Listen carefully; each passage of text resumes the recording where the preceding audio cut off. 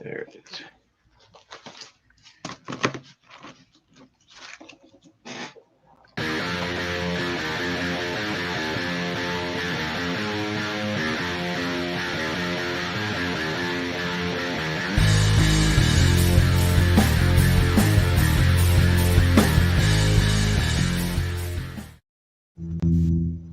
We are back.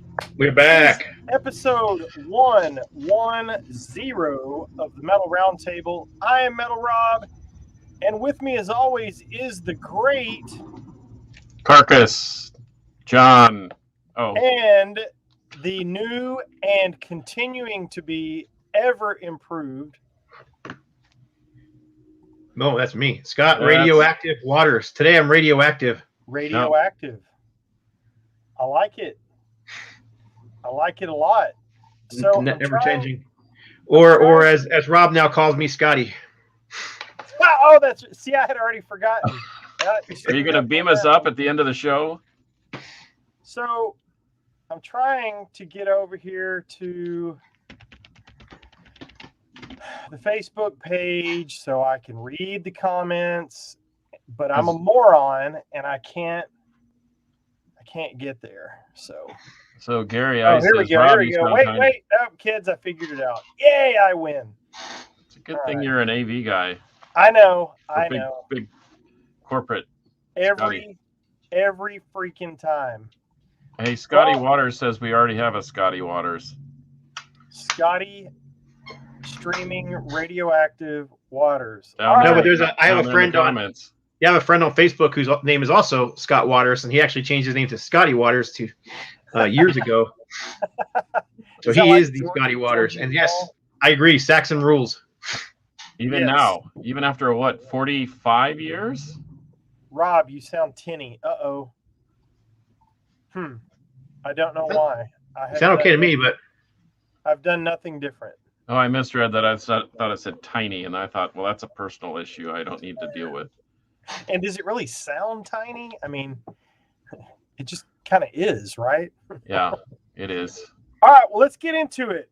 Before we get into our topic, we'll do some shout outs. Oh, I got a good one today. Oh, okay, cool. You want to go first? Yeah. Go ahead. So I get this package from Guillermo of our house band Forebode, and oh boy, look what we got in here. Look what we got in here. Those, my friends, are Forebode cassettes. Nice. Yes. With a little OBI strip on them. Oh, dang. I don't have mine. I think I have yours. Okay. And on one end, it says, Texas Forever. We dig that because we're here in Texas. Yeah. And on the other side, not to be left out, we have Tejas para siempre, which means Texas forever. I have the old one. Okay. So I actually have two of these. I think one was meant for you. I think since Guillermo's a smart businessman as well as being a great bass player and a great band member, he saved a little extra money and sent a second tape. Whoa! And there goes buttons. He sent buttons and all sorts of fun stuff. So shout out to Forebode. The new record is crushing. Scott, you got your copy on CD that I bought at the album release show. And I sure do. Matter of fact, I got it right here. That whole night was freaking awesome, and I appreciate those guys letting us be part of the deal. And you know, they had debuted some of those songs about a year ago at my birthday party in my living room, which you can also find on the Metal Roundtable somewhere. I think that was like episode 50, 60 something. Yeah. We fought through some technical difficulties that night, but it came together. Yeah, there's several versions. I think there's one that's a GoPro and one that's a laptop shot. Yep. Multi-angle. Still pretty cool night, and I knew that the album would be great, and it is. So, shout out to them. I hope they keep up the good work. They know that we'll help them profess the gospel of forebode at every turn. So anyway, thanks Guillermo for sending the beautiful, much needed mail today. Very nice. Well, I've had a couple of concert situations the past week or so, couple of weeks, and the most recent being Blue Oyster Cult at Legacy Hall. If you've never been to Legacy Hall over in Plano, Texas, fantastic venue. The sound was great, and it's the courtyard basically of a 3-story food palace. Oh my gosh, this place is great. So that was cool. I ran into George Call there, which was very cool. Saw Henry Vasquez over there from Blood of the Sun and more. But George told me that their album should be out next year, the new Aska record. And I was very encouraged to hear that. And he thanked me for the mastering job on the Banshee record, Scott, that you put out on No Life Till Metal, the Madness. So that was cool. I'd kind of forgotten that we did that because I'm a moron. But yeah, he came up and was like, dude, it's great. So he was really happy. And then, so that was a good night. Blue Oyster Cult was awesome. Got to meet Buck Dharma for a brief second and got to meet and talk to Richie Castellano for just a minute, which was nice. But our mutual friend, Chris Manning, invited me as his wingman to be the guest of Bruce Kulick at Grand Funk Railroad at the Texas State Fair on the 8th or something like that. Yeah, I don't remember. The 8th, I think. I can't remember. The 3rd. Anyway, that was great.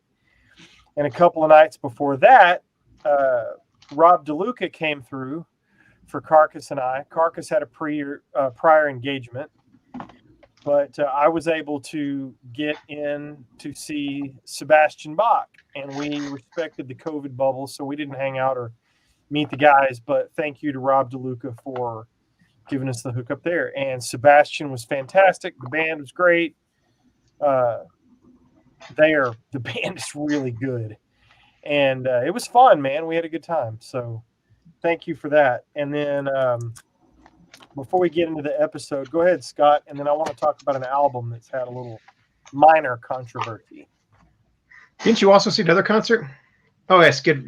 Sebastian Bach, right? Yeah. Sebastian Bach, Grand Funk, and Blue Oyster Cult. Yes. Well, TJ asked, how do I like the album? I love this album. It's fantastic. Just heavy, doomy, sludgy metal goodness. So, yeah, I like the New Forebode a lot. So I need to get the first. TJ, I need to get a copy of the first one from you. I need to buy one because I don't have one, so I'll do that. But I'd like to shout out to the U.S. Post Office who delivered my record today in this rounded record box. Uh-oh. Because, of course, records are round, so they should be in a rounded box like this. Yeah, they destroyed the record. Oh. Yep, destroyed. So I'm asking. What's your recourse on something like that? I usually just complain about it and give up. Like on Discogs, if you give them a bad grade, they just go ballistic. So they do whatever they can to fix it. Your T-shirt reminds me of something, Scott. In the case of this one, I sent them an email asking them, and they have a return. They do have a return policy, so I'm going to see if they will hopefully exchange it because they hopefully have another copy. Is that the reissue of that record? It is the 400 copy reissue. Yes. Yeah, that's a ripper. So in any case, bummer, but yeah, that's a way bummer. Hey, while we're on the topic of your T-shirt, just for a second. So in the mail from No Life Till Metal Records, I received a size. It's a large, if that's the one I sent you. It is a size large, long sleeve. Is this the same one you're wearing? It is. Okay. So if you are a size large and you have not won anything from us before, private message me your address on Facebook, or you can email me at IamMetalRob. And I will send you this t-shirt and a couple of goodies. And if I get a couple people that claim it, I'll send somebody the t-shirt, and then I'll put together a little something. I've got a couple of goodies over there that I can send out. But if you're a size large and you're the first to, actually, let's do it this way. Email me at IamMetalRob@gmail.com. So that way it'll be time-stamped. And the first person, size large, if you can use a combat faith. And Donnell Blair is not a large, so neither am I. So anyway, your size large t-shirt will be in the mail to you, compliments of the Metal Roundtable and No Life Till Metal Records. How about that? Yes, sir. And I've got, like I said, if we get a second and third place or something, I got some goodies for you. He's got some more No Life Till Metal swag too, so. Yeah. I got a couple of buttons and some stickers, and so I'll fix up 2 or 3 people that message me first. Sorry, I didn't mean to cut you off. Were you good? Yeah, we're good. Go ahead. Okay, I want to talk about this album, and I want to kind of go around the horn here. This is KK's Priest. Now, when I started getting the videos, perfect. When I started seeing the teaser videos for this, and of course we are acquainted with a couple people in the band, but that did not affect my judgment. I was ready to see what this sounded like. I thought the videos were great. I was really stoked. I have seen some hate for this album, and I'm going to tell you the truth. I'm irritated a little bit by some of the comments I've seen. This is a good metal record, man. This is fantastic traditional heavy metal. Is it in the style of Judas Priest? Duh. Of course it is. It's got a founding member of the fucking band in it and a former singer. So guess what? You're going to get Judas Priest. So my recommendation is check out the videos online, and people are bagging on the lyrics and saying, oh, the lyrics are so cheesy. They're so cliche, blah, blah, blah. Dude, I'm a rocker. Breaking the law. Come on. And your back seat driving and your hands aren't on the wheel. That's not cheese. Just, who cares, man? If you like Judas Priest from, say, Ram It Down forward, especially, obviously, the Ripper stuff, somewhere between Ram It Down, Painkiller, and the Ripper albums, I think you will like this. So if you've been on the fence, but you like that stuff, grab it. And of course, if you're a fan of Ripper Owens, no brainer, because he shreds, KK shreds. This is a great album. I give it an 8. What do you think about that? I agree. I like it a lot. I played it several times already. I pre-ordered it and got the. I don't know if you can see it on there, but I got the KK Downing autograph copy. Yeah, I just don't get the hate for the cliche vocals and all that. I mean, Jesus, man, this is probably coming from people that, well, it's purists. I mean, I see it all. It doesn't matter what band it is. Like I think we talked about it a couple weeks ago. You know, these bands that don't have original members. Maybe if you would have called it something other than Priest, but the fact that they called it KK's Priest, everybody is, you know, all the Priest purists are all up in arms about it. Frankly, right. Now we have 2 great bands, so whatever. That's kind of the way I am, and I know that some of these names get watered down with different incarnations of the band, LA Guns and Queensryche and whatever, but to me, I don't always like that. I'm not trying to pretend that I do, but like you just said, your point is valid. It's 2 chances to get great music or a great band. So what? Are you pointing at Forbode? I just wanted TJ to notice something in the background. Oh, right. Hey, I agree with you. I don't own it yet, but I dig it. But come on, man.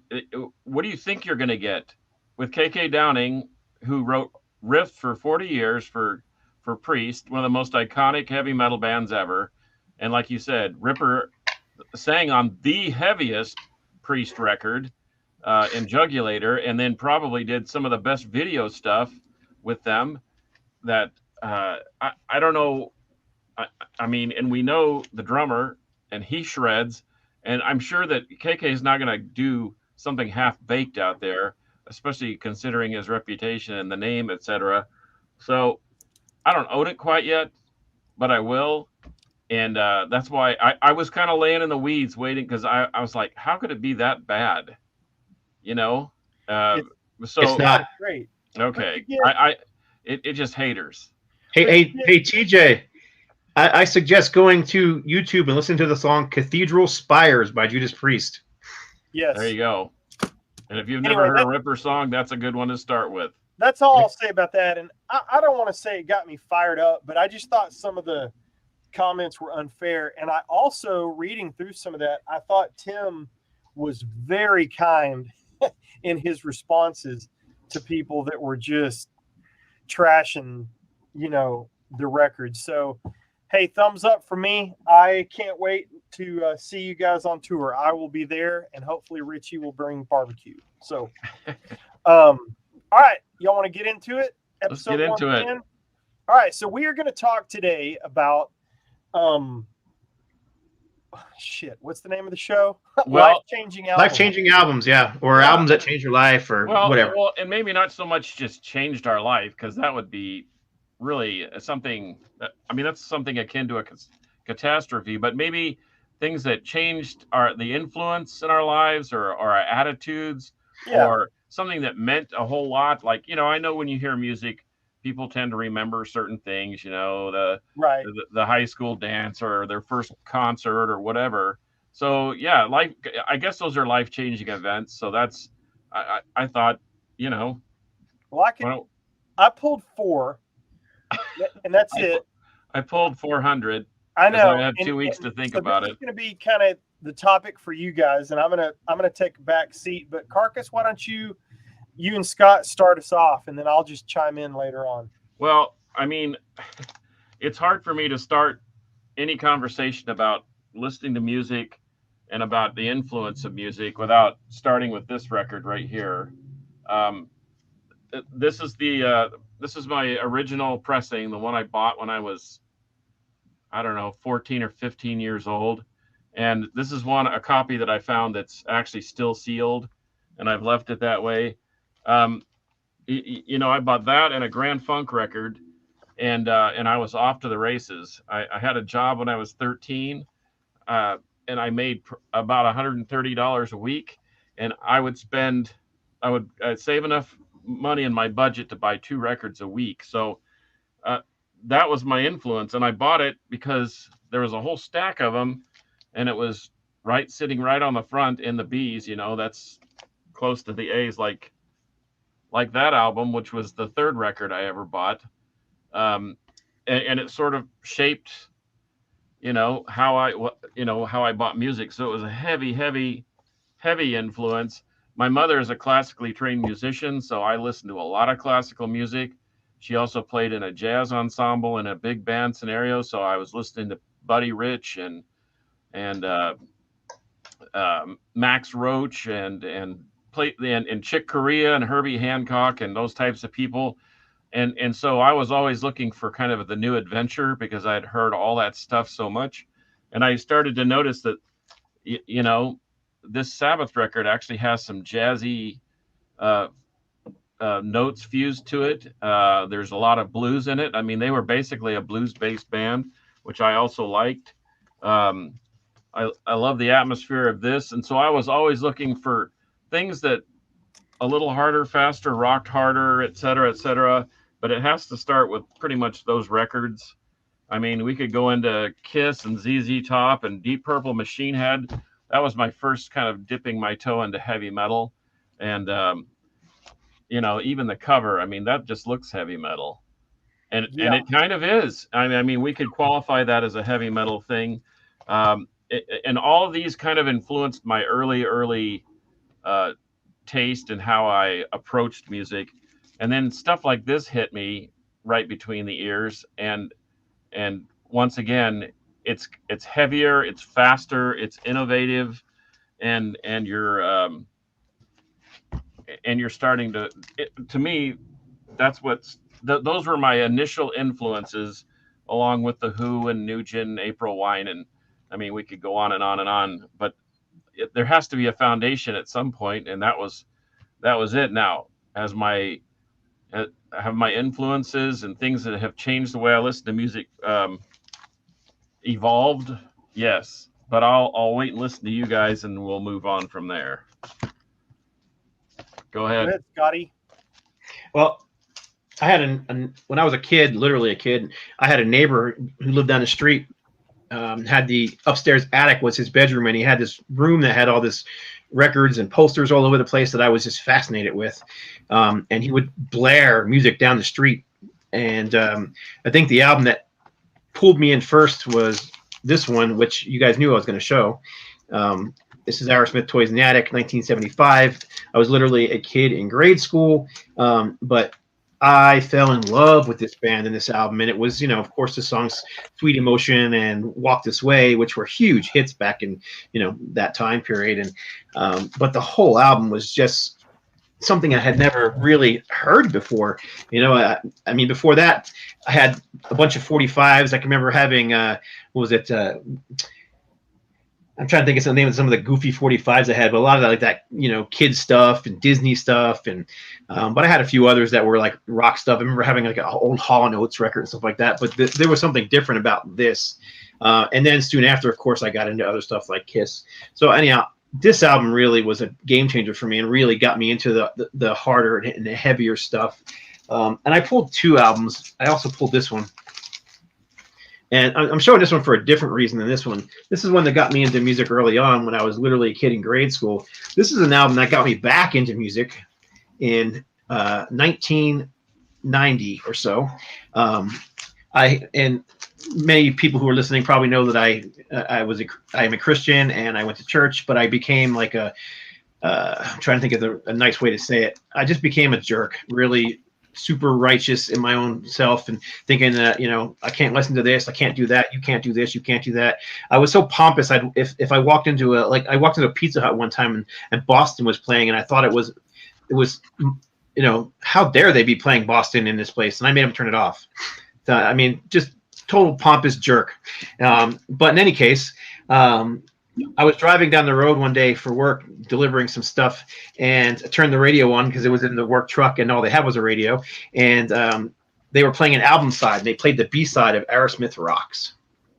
And I had always loved this album. I mean, obviously, I was a huge Aerosmith fan, and I played that album in that car, and I was cranking it up, and I was like, yeah, thank you, God. This is so awesome. I love this album. And I'm thinking to myself, but I just thank God for Aerosmith. And it really, that moment, you said albums that changed your life. That moment, something clicked. And I realized, I've been being an ass. It's not about, it's not supposed to be about, telling everybody else what to do or what you listen to, or it never was supposed to be about that. And I don't know. So that's why I showed both these albums. So this album got me into music early on. This one got me back into my music in around 1990, because around 1989 and into early 1990, I had gotten really involved in almost like a cultist church that I'm glad I'm no longer a part of. So it just sparked something in me. And there you go. Right on. Well, I'm going to go all the way back, and then I'll run through these real quick, and then I think I'm just going to let you boys talk. So my earliest music memories were riding around on the floor of my parents' VW van, listening to the Carpenters and Willie Nelson and Waylon Jennings. And I think I remember my dad had a little Richard 8-track or whatever.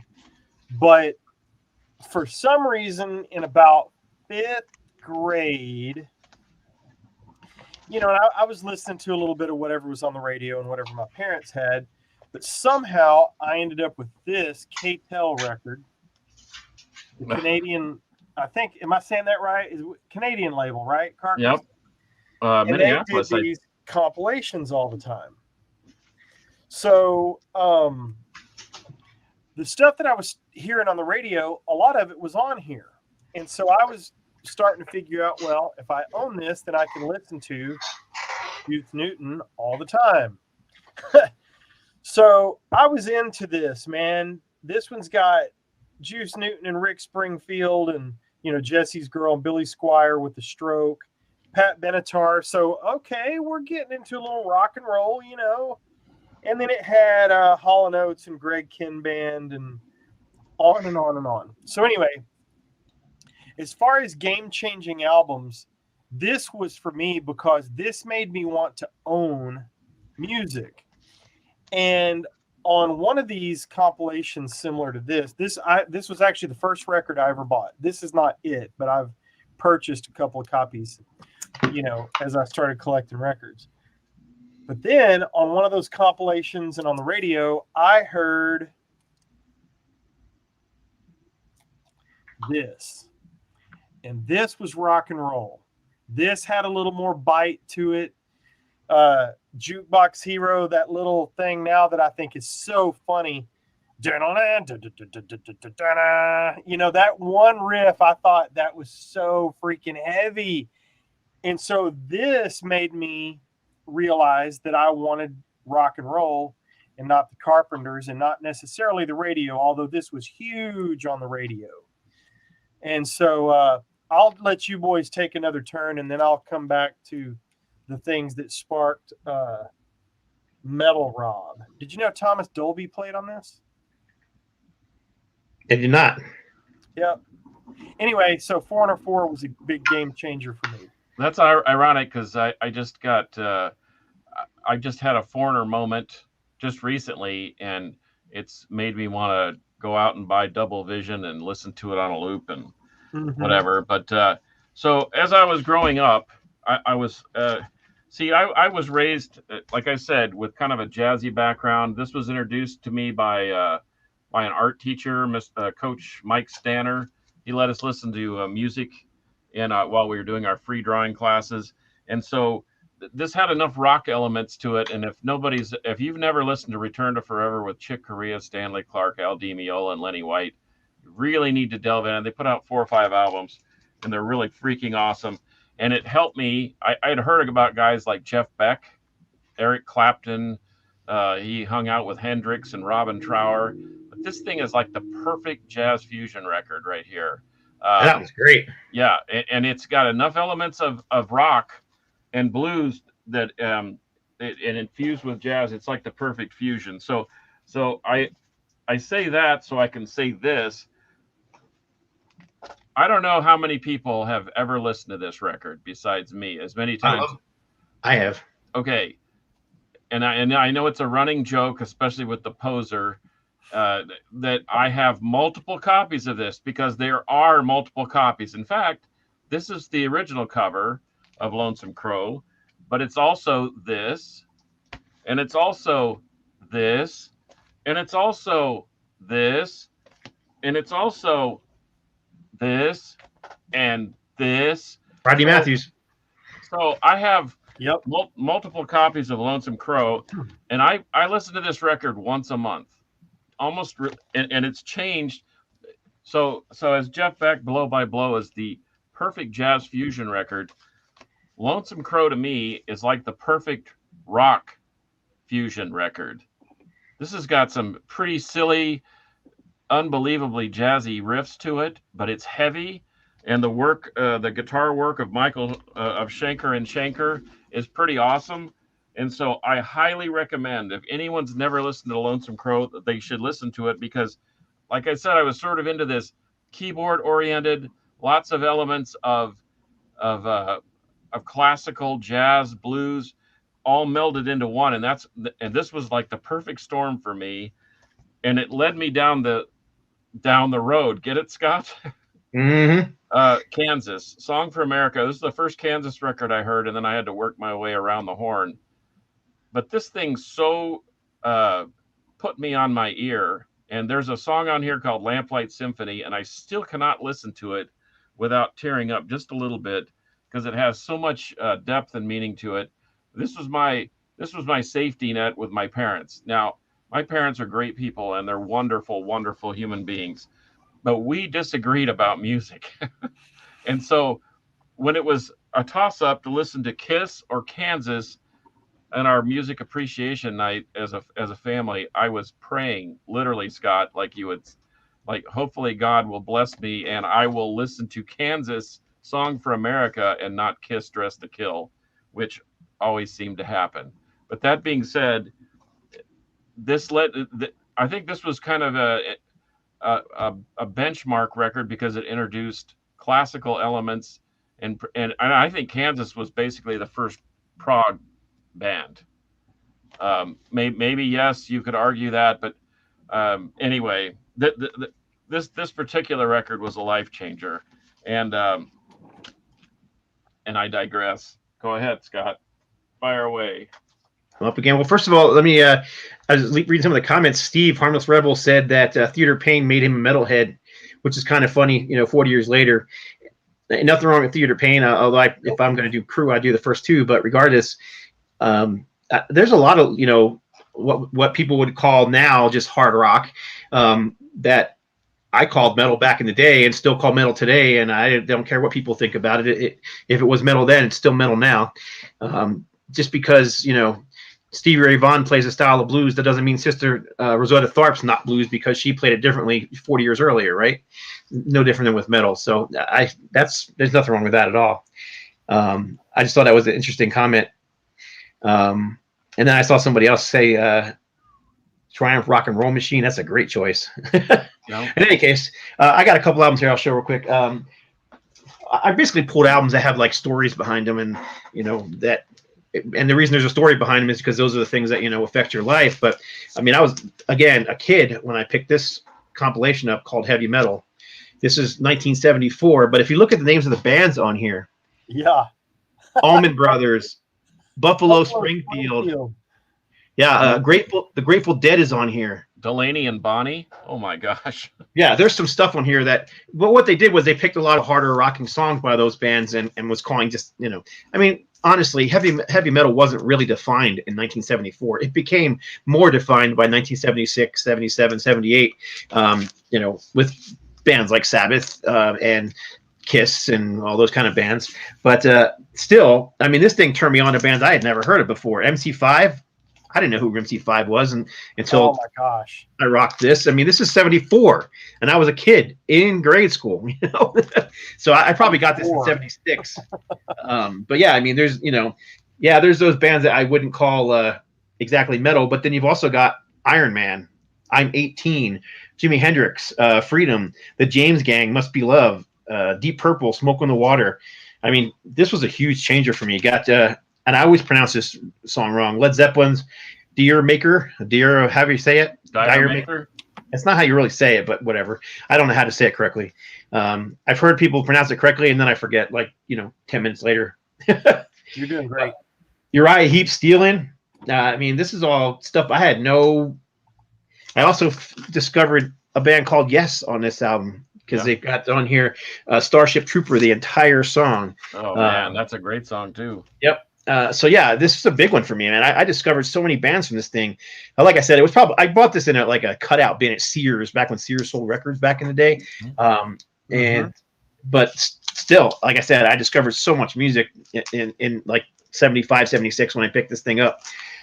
So yeah, great record. If you could find a copy out there, it's 2-album set, all from 74, man. I mean that was what they were calling metal at the time.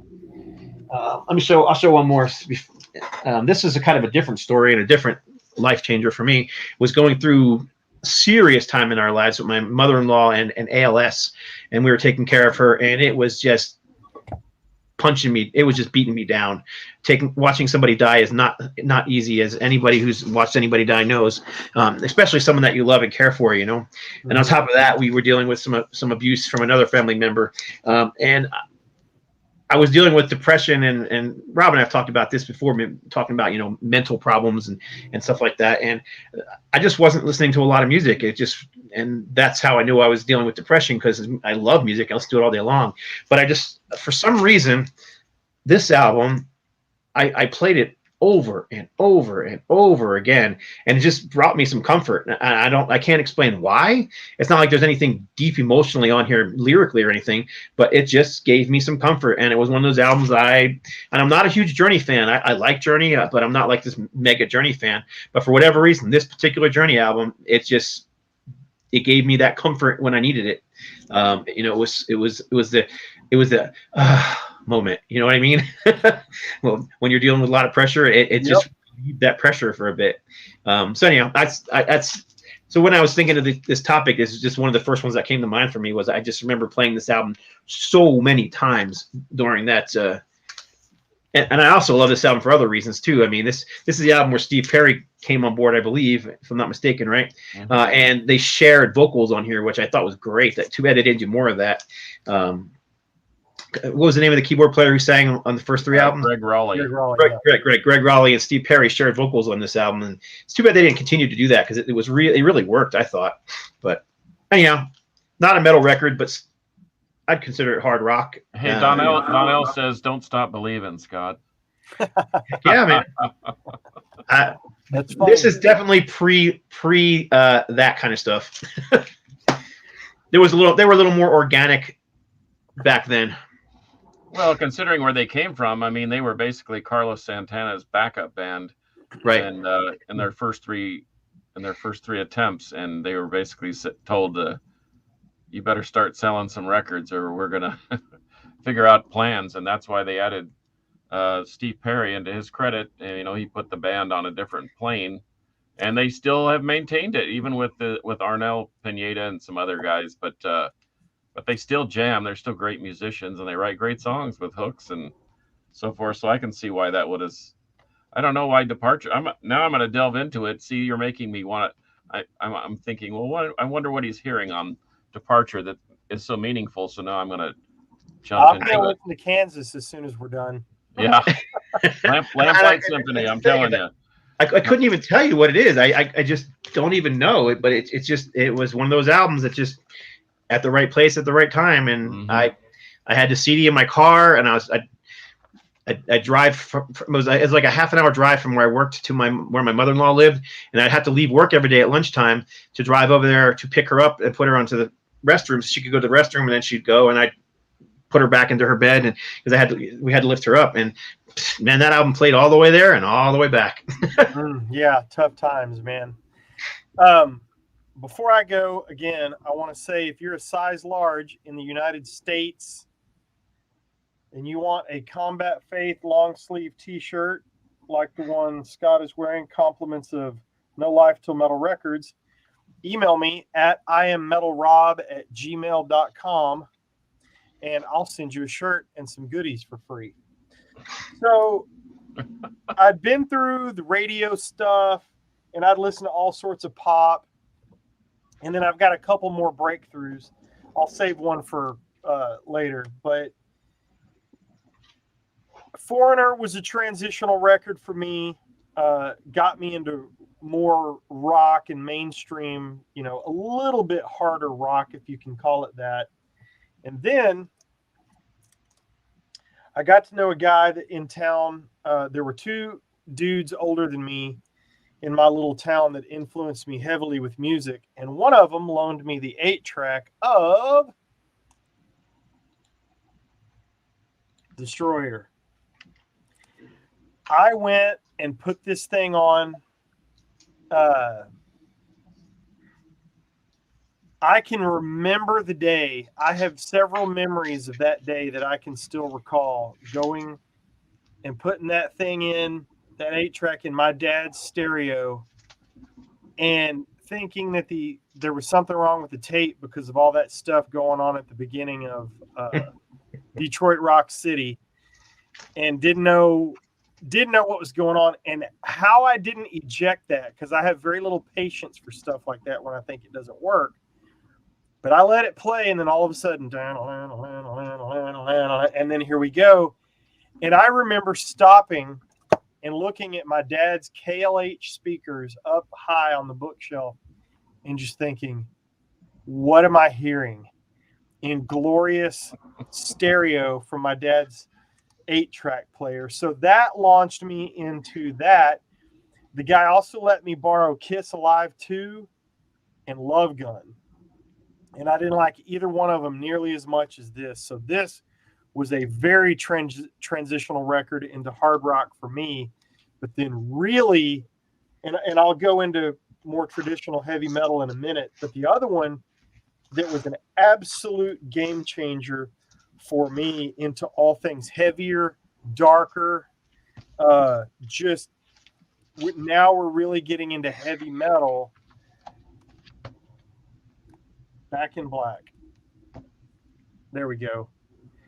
I remember there was a guy in our town, again, his name was Tony, Tony Hanning, I think. Anyway, he worked at the auto parts store, and we would all ride our bikes down there and buy chrome valve stem caps for our bikes. And he was riding around the school one day in his Camaro, and he was blasting this. And I walked up to the window when he was at the stop sign, tiny little town. So he was stopped. I walked up and was like, what is that? And I'll never forget. He reaches over and ejects the tape and hands it to me and says, check this out. Bring it back to me tomorrow. I was blown away. I made a copy of that on cassette, then talked my parents into buying this for me at Safeway grocery store because they had a music section. And I remember seeing this insert when I finally got that record. And I remember my dad sitting down and talking to me about his concerns with the lyrics to Giving the Dog a Bone. But I remember this thinking, oh these dudes are gods, and they have come down from the universe to deliver this awesome evil music to my little naive ass. But anyway, so those are the two that turned me over into really hard rock and starting to transition into heavy metal. So you guys go, and then I'll tell you a compilation. I've talked about this before that really expanded my heavy metal mind. Well, talk about dark and weird and evil. I'm probably one of the few people in the world that can say that the B-52s and the Sex Pistols led me to heavy metal. So I was spinning lots of parties when I was into my high school era and into college, and I don't know why, like Scott's vision of that Journey record, I don't know why this record in particular just throws my switch, but I could listen to this forever. And so I have a yellow copy, I have my original copy, and I have a mobile fidelity copy because I'm a weirdo like that. And I love this record, and it was one of the most popular. And all you need to do is listen to Rock Lobster and the poignant vision of there's a moon in the sky and it's called the moon. So as far as that, we weren't talking about brain surgery here or brain salad surgery, but that led me to this because I was doing a lot of punk stuff and a lot of new wave, not the new wave of British heavy metal, but new wave. Yep. And this thing right here made me want to find stuff that's heavier, faster, snottier, meaner. And so if we put Deep Purple and we put AC/DC aside and Kiss and all those, it led me to this. And this got thrown in a stack. I borrowed some records from a friend because I was running out of things, and it had stuff like the Ramones, etc. But this was in it. Judas Priest Stained Glass. And quite honestly, this was like you say, this was the game changer. This one said, okay, now we're on to something. I remember seeing Priest at the Salt Palace in Salt Lake City, Utah. Yes, I said Utah. And it was $8, and I thought, gosh, that's a lot for a show, but I'm not going to miss this one. And I went, and he rolled out on the bike and the whole business, and it was so overwhelming.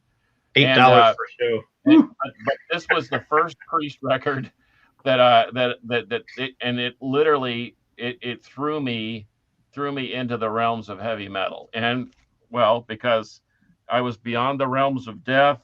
I was an invader. I was Exciter. All these great songs, Saints in Hell, Heroes End. I mean, this thing rules.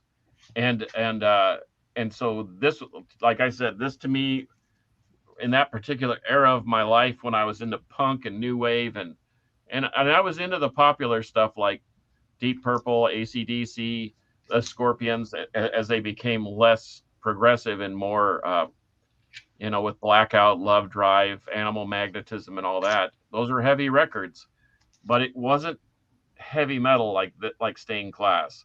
So I have a renewed affinity for this record, and I've added this to my not monthly rotation, but every other month rotation. That's a good because one. of the B-52s and the Sex Pistols.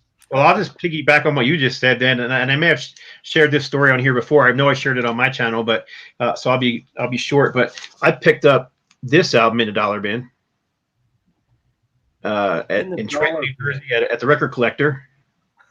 But what was inside of this record, this sleeve, was this record.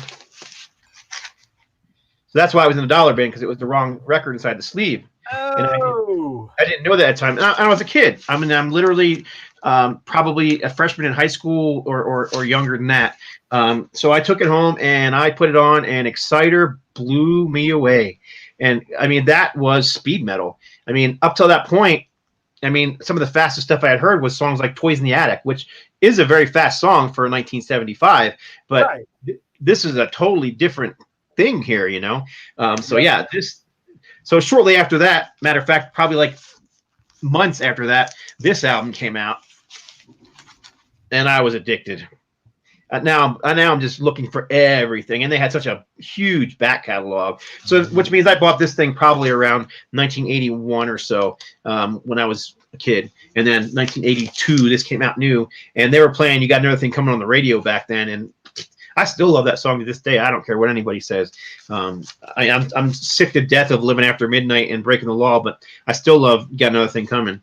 Mm-hmm. So anyhow, yep, this one was one of the ones that really pushed me into looking for heavier music, and because of that, I started finding bands like Saxon, and not too long after that, Iron Maiden and Motorhead and stuff like that. So I did grab this other one too. That kind of also pushed me into heavier music because it goes right along with it. But this is and it's still my favorite by this band to this day. This is Restless and This is Restless and Wild by Accept, and that song Fast as a Shark. Yes. I mean, that was thrash before there was thrash. I mean, it really was. But it's not really that early. What is this? 1982 this came out, right? And it came out with several different covers, and anyhow, I was just blown away. And Udo's over the top vocals, and I mean, he was just screaming. Who else was singing like that in 1982? Right. Not a whole lot of people. And then, like Carcass just showed, then it was not too long after that, we bought an album by this band we didn't really know, but it was.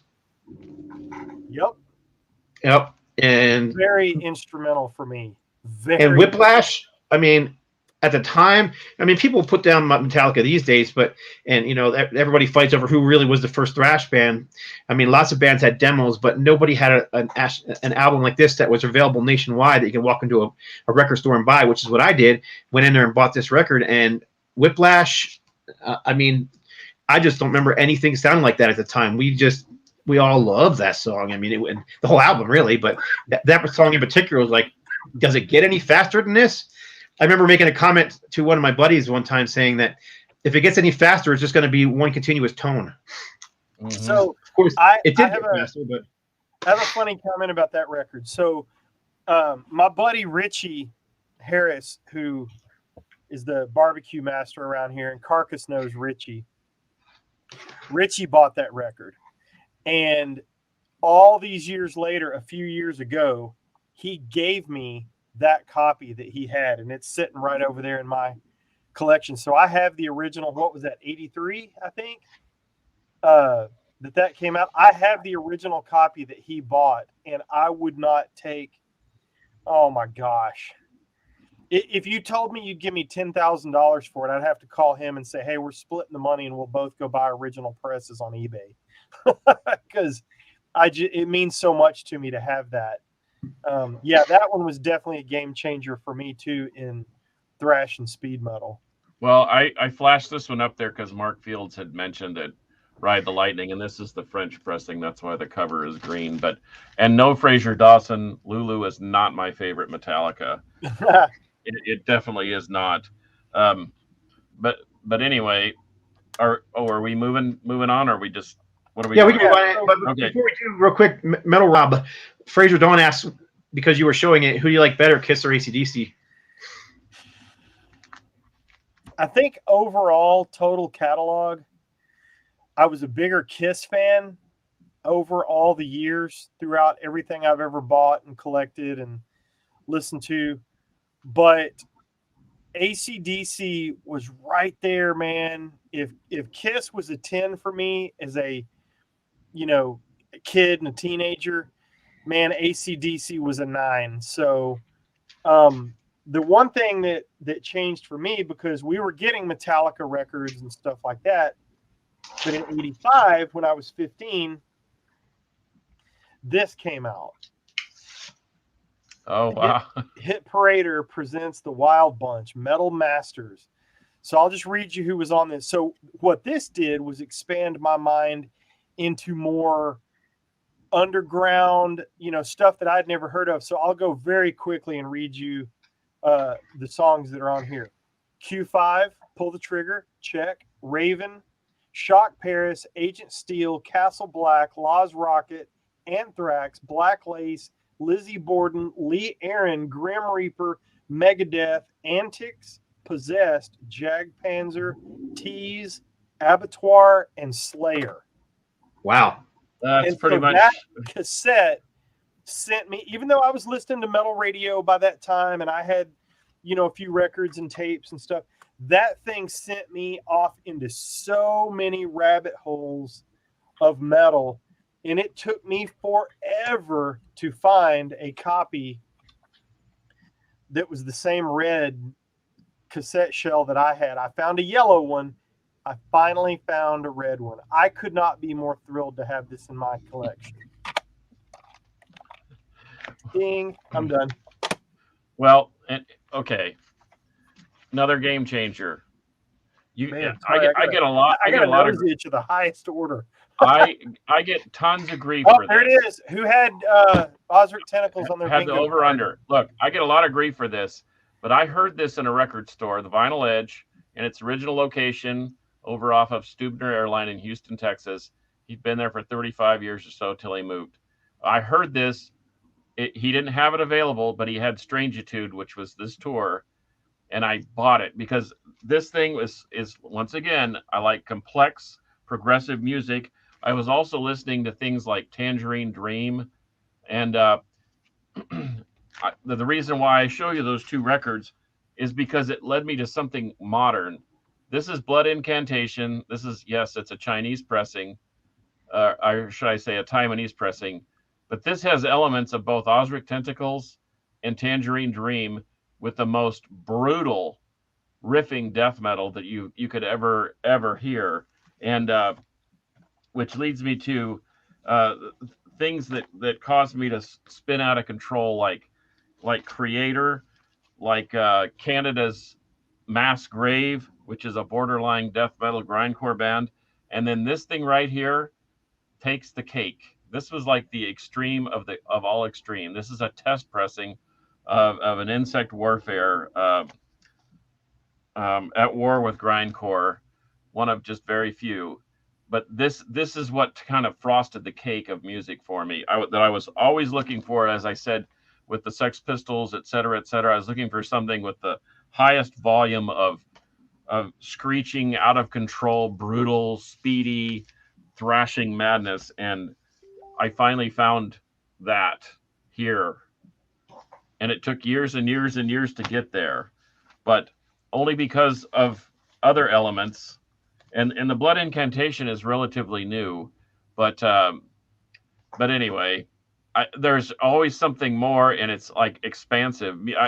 I don't think that as long as we listen to music, we're going to find something that leads us to the next level, I think.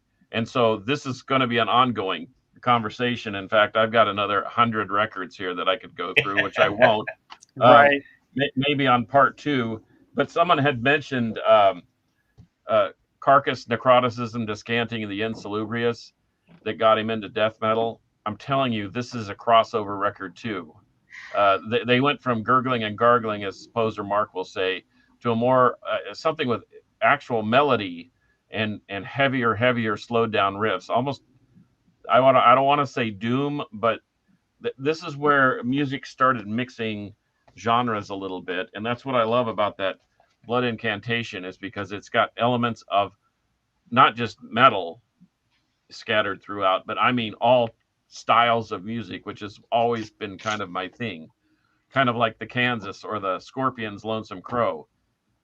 And so anyway, like I said, we'll never stop talking about the next transition, but you know, and as long as our favorite bands like Exodus and so forth are still out there making music, we're still gonna have, you know, something to talk about. All right, we're running out of time, right? So yeah, we're pretty close. No takers on the Combat Faith shirt yet. So yeah, unfortunately, large is all I had. So size large, USA. If you want a long sleeve Combat Faith shirt like Scott's wearing, I will send you the one that I received from No Life Till Metals to do just this with. So, man, there's a lot of great comments. Here you go. Let me show one more real quick before we get into it. Yeah. I was driving a truck before going off to college for a furniture company, and I went into this little bookstore on the side of the road. It was next to like a sub shop in New Jersey, and I went in and they had like a little section of you where you could put cassette tapes in and listen to the demos. It was like they had little car stereos in there, and you had the earphone jacks you could listen to, and I grabbed this. I'm like, ooh, that looks brutal. So I popped it in, and I was like, oh my gosh, this has got to be the heaviest thing I've ever heard. And this is what, 1988, I think. Anyhow, I bought the tape, loved the record, played it over and over again, wore the tape out. I remember one day in my car listening to that album, and saying to myself out loud, if I ever play in a band, I'm going to play in a band just like that. Wouldn't you know? There you are. Years later, I ended up singing for this band for a couple of years. So kind of a weird story to tell, but yep, I just thought it was an interesting thing to show and say. So there you go. That's funny. Then that's awesome. Go, baby driver, be driving on down the road. That's my second favorite Kiss record. Yeah, it's one of my first right there, man. I love that record. Anyhow, I'm done. Cool. I want to address a couple of potato fry. If you will email me, iammetalrob@gmail.com, I will mail you a sticker. I'll mail you a few stickers, actually. Actually, I'll send him some stickers too. Yep. I'll drop some off to you. Is it carcassjohn@hotmail? Yes. Yeah. If you want some stickers from the Carcass, email carcassjohn@hotmail.com. If you want a couple things that I have, email me at iammetalrob@gmail.com. Oh man. Gamicide. That was a good one. Number 110. That's crazy. That is crazy. So follow Carcass on Instagram at CarcassJohnArt. You can follow me on Instagram at IamMetalRob. You can find Scott or myself on Facebook by just searching our names. And also, Scott has 1 billion followers, on his YouTube channel. 1,000,001,000. I started following him too. You can find that by searching Scott Waters. So check that out. And I think we're up to... We're over 400. we definitely went over 400, which is nice. So yeah, share us, like us, love us. Thank you for tuning in. We do this for you, and we appreciate you very much. You guys got any parting shots before we let Monkey Butt leave? Man, I'm overwhelmed by the participation. So it's pretty awesome, and I appreciate it from all the people that tune in. Yes. And they have great suggestions too. I mean, I'm always taking notes, like you and Scott, trying to get on the leading edge of suggestions there. I don't know about the Courtney Love singing for Faith No Fear. I might pass on that one, or Faith No More. I'm sorry. Faith No Fear. Now that might be something to talk about. Yeah, you'd have a story there. But Faith No More, I don't know. But anyway. Well, that's all I've got. All I got. You good? I'm good. I'm determined. I'm so choked up, Rob. It's okay. I know it's emotional. We'll do another show next. Rob, it's okay. We'll do another show next week. Cool. Yeah, it's okay. We'll be back. Awesome. Don't worry. All right, little kids. buddy.